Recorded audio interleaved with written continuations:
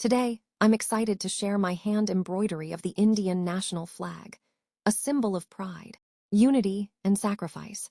The saffron at the top represents courage and strength, the white in the middle stands for peace and truth, and the green at the bottom symbolizes faith and prosperity.